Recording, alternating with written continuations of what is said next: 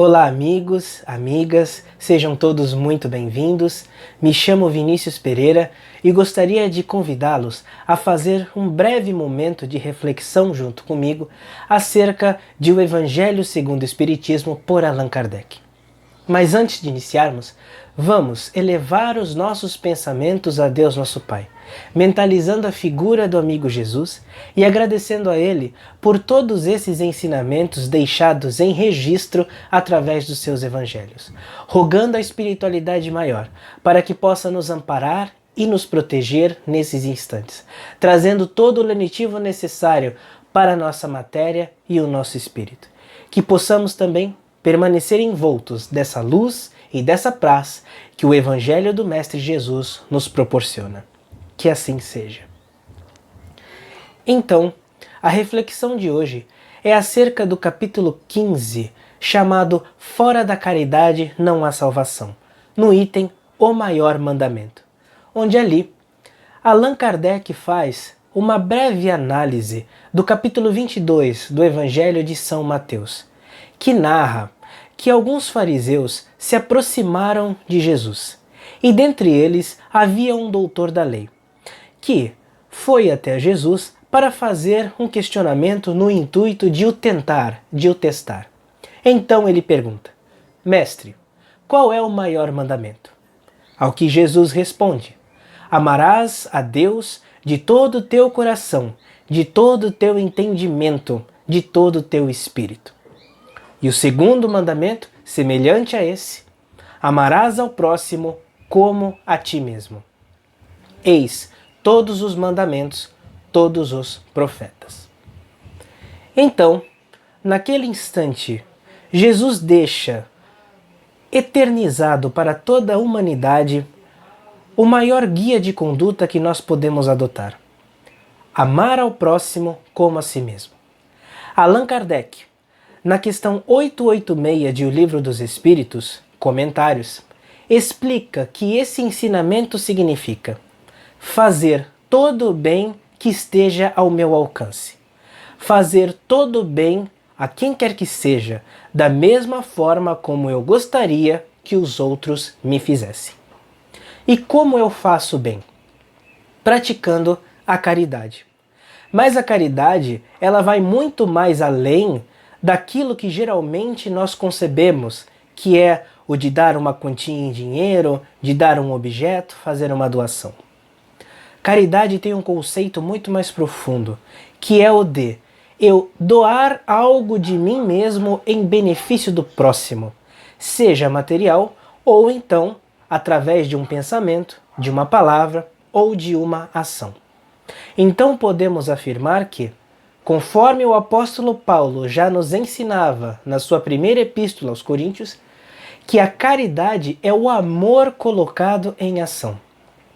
E por essa mesma razão, Allan Kardec deixou estabelecido nesse capítulo que fora da caridade não há salvação. E o que viria a ser a salvação? O Espírito de Emmanuel, através do nosso querido Chico Xavier, nos explica no livro Palavras de Vida Eterna, item 29, que salvar-se é regenerar-se, instruir-se, educar-se, aperfeiçoar-se. Então, em outras palavras, poderíamos dizer que essa máxima significa: fora do exercício do bem não há regeneração. Fora da prática do amor não há aperfeiçoamento do nosso espírito. É necessário que eu faça o bem para que eu possa salvar, libertar o meu espírito de mazelas, sentimentos negativos e atitudes muitas vezes equivocadas. E Allan Kardec, na Revista Espírita de 1868, dezembro, divide a caridade em duas para que fosse mais fácil o nosso entendimento. Ele diz que existe a caridade beneficente ou material e também a benevolente ou moral. Na material, ele afirma que ela é naturalmente proporcional aos recursos materiais de que se dispõe. Então, para que eu possa exercer a caridade através dessa via, eu necessito ter algum recurso, seja ele financeiro, seja ele material, para que eu possa fazer essa doação. Entretanto, Kardec também deixa claro que, na caridade moral, esta está ao alcance de todos, do mais pobre como do mais rico. Se a beneficência, ou seja, se a caridade material é forçosamente limitada aos meus recursos materiais, nada além da vontade poderia estabelecer limites à benevolência. Então, para que eu possa fazer o bem através da caridade moral, eu preciso única e exclusivamente da minha boa vontade em querer ajudar o próximo.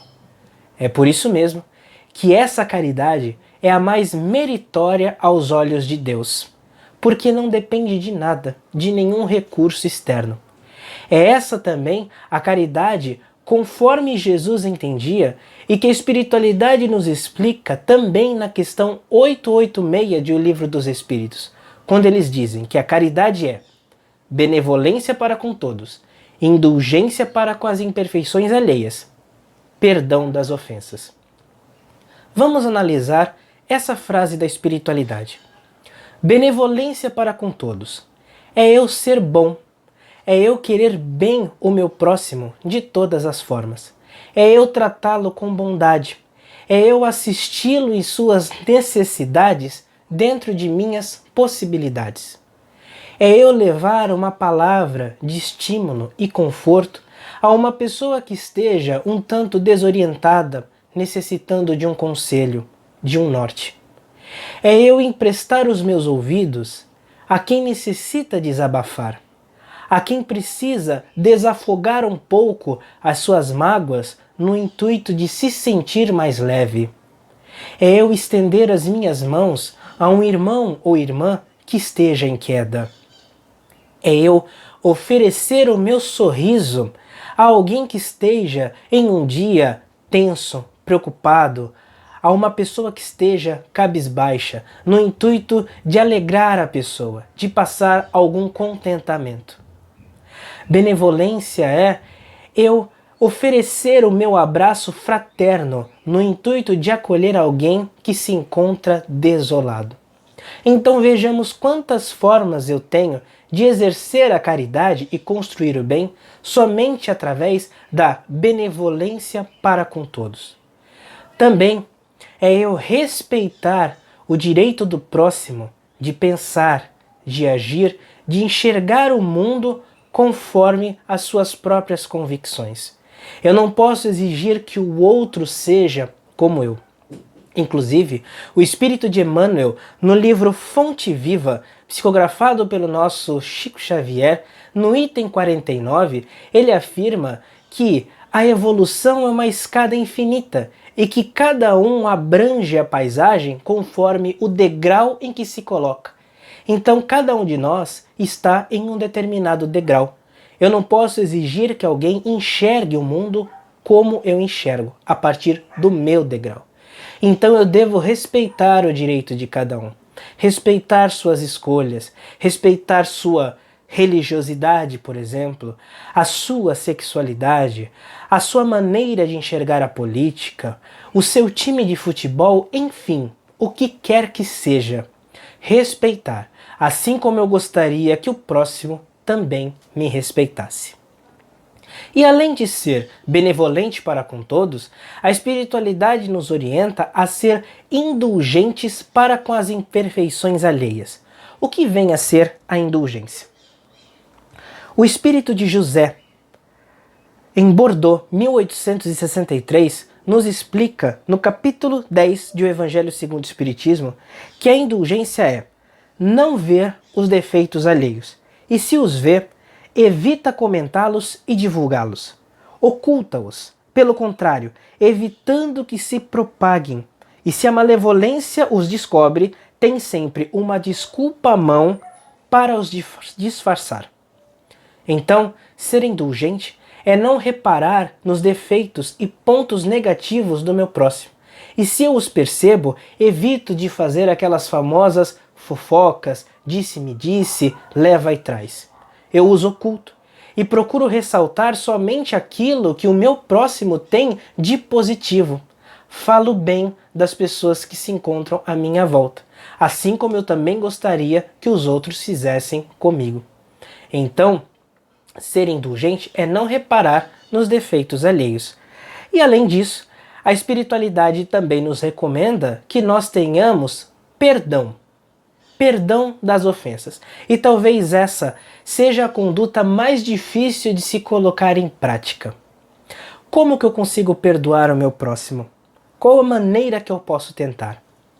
Devemos nos lembrar que todos nós estamos em uma batalha, tentando ser a cada dia melhor. E assim como eu tenho imperfeições, as pessoas à minha volta também possuem. Se alguém, de repente, me ofende, ou diz alguma coisa de forma equivocada, ou eu mal interpreto a pessoa, eu devo perdoá-la. Talvez ela não tenha feito aquilo propositalmente. Talvez ela tenha sido mal interpretada. Já paramos para pensar que, quando alguém me ofende, se eu estivesse no lugar do ofensor, será que eu não faria o mesmo, ou também, talvez, até pior? Então, desculpemos. Quando nós guardamos muito lixo mental, que seriam as mágoas, os rancores, os pesares, angústias, aquilo faz mal somente a mim mesmo, se enraiza dentro de mim. Conforme até mesmo um palestrante já comentou uma vez, a mágoa é um veneno que eu tomo esperando que o outro morra. Então não é necessário acumular esse tipo de sentimento. Joguemos fora e perdoemos o equívoco, o erro do meu próximo, porque não vai levar a nada eu nutrir sentimentos negativos. E da mesma forma como eu devo perdoar, também devo pedir perdão, porque nós somos falíveis, também erramos. Então, da mesma forma, quando nós tomamos uma atitude equivocada, reconheçamos-nos como pessoas falíveis.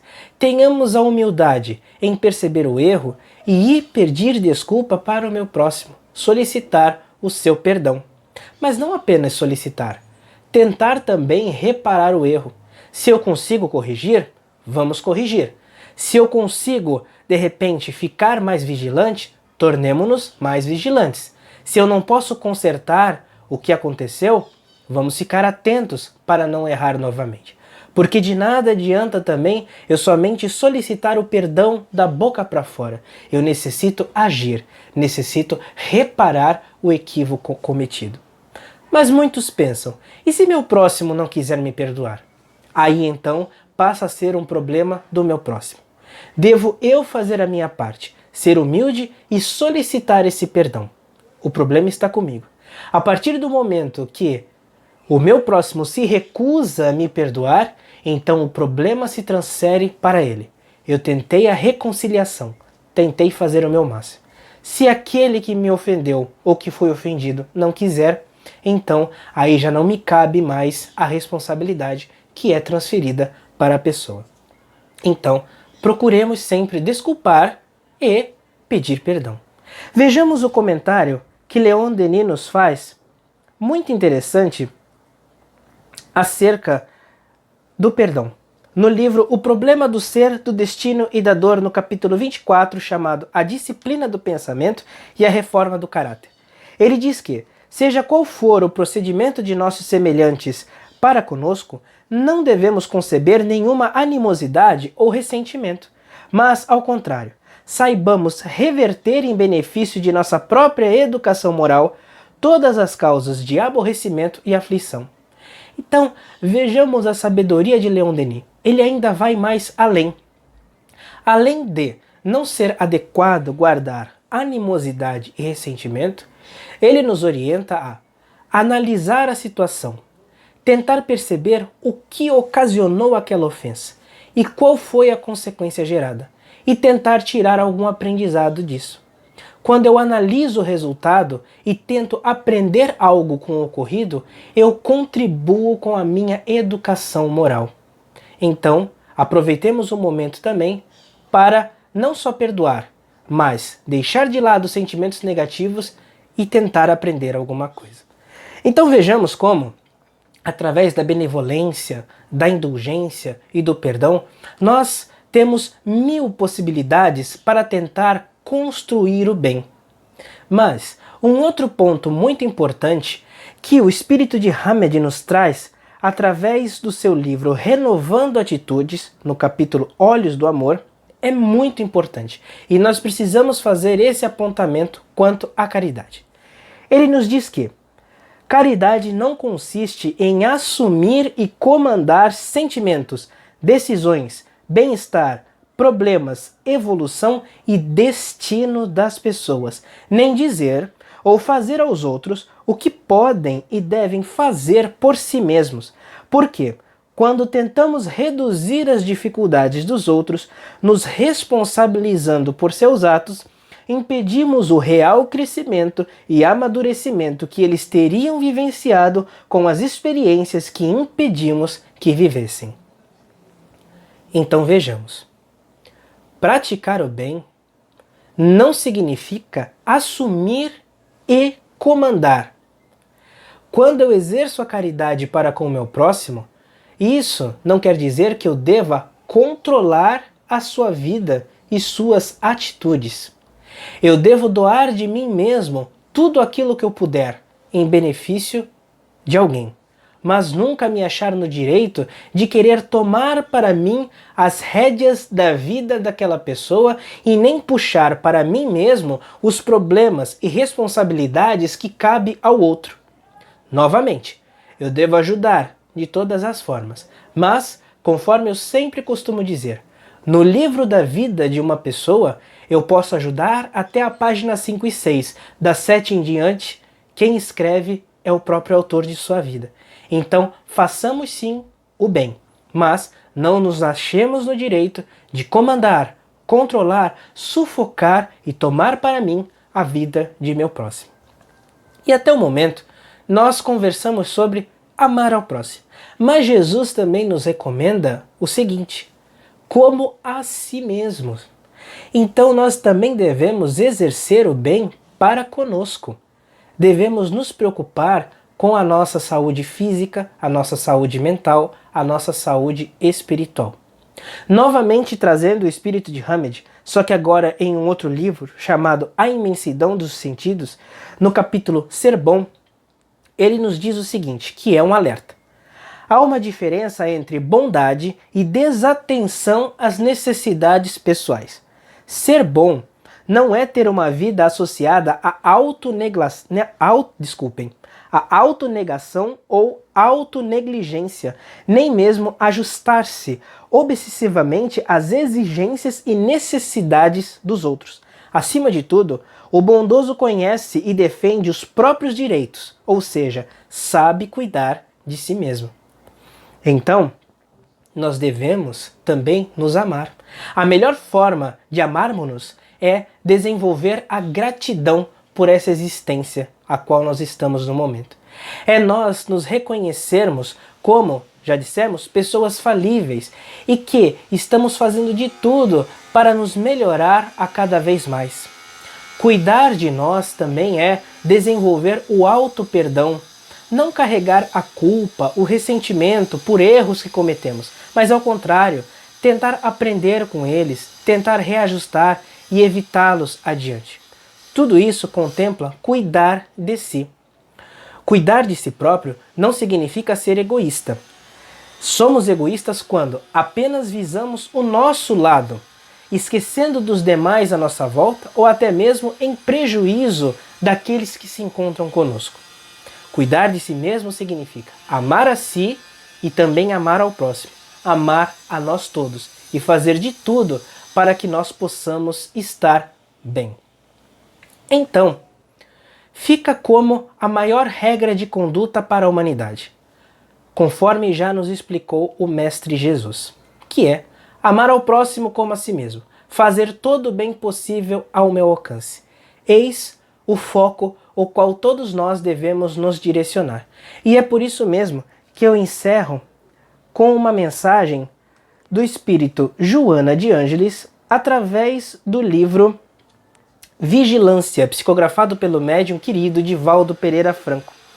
E o título dessa mensagem é Caridade a Meta. E o que Joana de Ângeles diz nesse texto vem muito de encontro com o que nós refletimos ao longo dessa nossa pequena palestra. Ela diz: guarda na mente que a caridade em teus atos deve ser a luz que vence a sombra. Enquanto não compreendas que a caridade é sempre a bênção maior para quem a realiza, ligando o benfeitor ao necessitado, estarás na fase primária da virtude por excelência. Poderás repartir moedas a mãos cheias. Todavia, se não mantiveres o sentimento da amizade em relação ao carente, não terás logrado alcançar a essência da caridade. Repartirás tecidos e agasalhos com os desnudos. No entanto, se lhes não ofertares compreensão e afabilidade, permanecerás na filantropia. Atenderás aos enfermos com medicação valiosa. Entretanto, se não adicionares ao gesto a gentileza fraternal, estarás apenas desincumbindo-te de um mister de pequena monta. Ofertarás o pão aos esfaimados, contudo, se os não ergueres com palavras de bondade, não alcançaste o sentido real da caridade. Distribuirás haveres e coisas com os desafortunados do caminho. Não obstante, sem o calor do teu envolvimento emocional em relação a eles, não atingiste o fulcro da virtude superior. A caridade é algo maior do que simples ato de dar. Certamente, a doação de qualquer natureza sempre beneficia aquele que lhe sofre a falta. Todavia, para que a caridade seja alcançada, é necessário que o amor se faça presente. Qual o combustível que permite o brilho da fé na ação beneficente? A caridade material preenche os espaços abertos pela miséria socioeconômica, visíveis em toda parte. Além deles, há todo um universo de necessidades em outros indivíduos que renteiam contigo e esperam pela luz libertadora do teu gesto. A indulgência em relação aos ingratos e agressivos. A compaixão diante dos presunçosos e perversos. A tolerância em favor dos ofensores. A humildade quando desafiado ao duelo da insensatez. A piedade dirigida ao opressor e déspota. A oração intercessória pelo adversário. A paciência enobrecida face às provocações e à irritabilidade dos outros. A educação que rompe as algemas da estupidez e da maldade que se agasalham nas fumas da ignorância, gerando a delinquência e a loucura. A caridade moral é desafio para toda hora, no lar, na rua, no trabalho. E assim ela encerra. Exercendo-a, recorda também da caridade em relação a ti mesmo. Jesus, convivendo com os homens, lecionou exemplificando todas as modalidades da caridade, permanecendo até hoje como o protótipo mais perfeito que se conhece, tornando-a a luz do gesto que vence a sombra do mal através da ação do amor. Caridade, pois eis a meta. Gratidão e muita paz por todos que nos escutaram até aqui o momento presente. Fiquem todos com Deus, na paz e na luz do Mestre Jesus. Que assim seja.